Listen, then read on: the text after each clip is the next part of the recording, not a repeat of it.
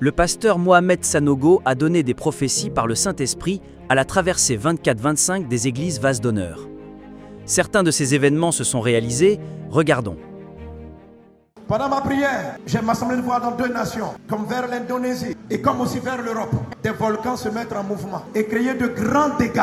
J'ai vu aussi des tremblements de terre. On poursuit cette édition avec l'un des volcans les plus actifs des Philippines qui est entré en éruption.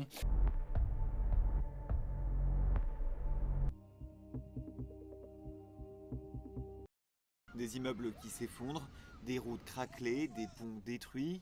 Un violent séisme a frappé la Birmanie ce vendredi 28 mars 2025. Et ce qui me dit, je parle aux partis, le risque de trouble ne sera pas un parti contre un parti, mais ce sera dans les partis eux-mêmes. Justice ivoirienne qui s'est prononcée hier sur la plainte déposée par Valérie Yapo contre le PDC IRDA. Membre du bureau politique, elle contestait l'élection de Tidjane Thiam à la tête de la formation d'opposition en décembre 2023. Il me dit, dis si l'Éthiopie, dis paix à l'Éthiopie. Il me dit, prie pour ce pays, car des divisions internes peuvent encore te confondre dans cette saison, cette année. Dans la région du Tigré, dans le nord de l'Éthiopie, la situation se détériore. Une faction du Front populaire de libération du Tigré a pris le contrôle des 2 villes stratégiques, causant plusieurs blessés et faisant craindre un retour à la guerre civile dans la région. Selon le journal Addis Standard, les rebelles ont destitué le chef du gouvernement intérimaire de la province du Tigré et consultent en ce moment les autorités fédérales sur la nomination d'un nouveau président de l'État. Je vais sur la RDC et il me dit de dire, on a encore vu de la richesse et ton refus de te partager feront qu'ils te combattront plus fortement. Et ce soir, on continue à vous parler de la République démocratique du Congo. L'Est du pays est en proie à d'intenses violences, d'intenses combats opposant ces jours-ci les forces de Kinshasa aux groupes armés M23 soutenus par Kigali dans l'Est du pays. Dans le même temps, les processus de paix se multiplient, Doha, Washington et sur le continent également.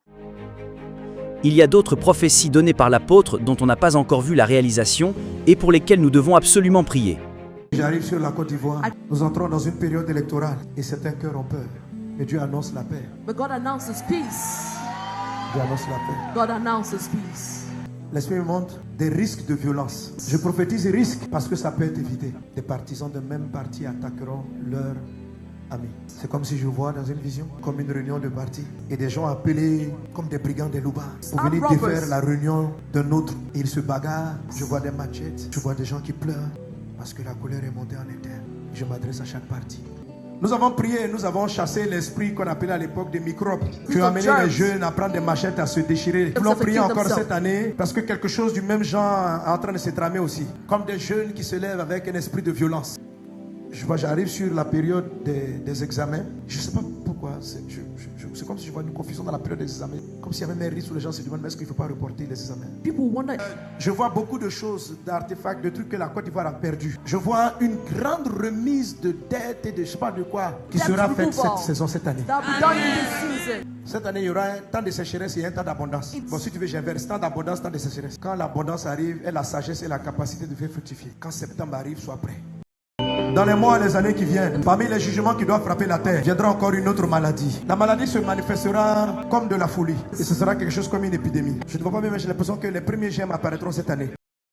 L'année dernière, je vous avais dit, ne rentrez dans aucune critique contre un homme de Dieu. Ne tombez pas dans le commérage. Et je redis encore cela. Car l'ennemi tentera de salir des hommes respectables qui prêchent la parole de Dieu.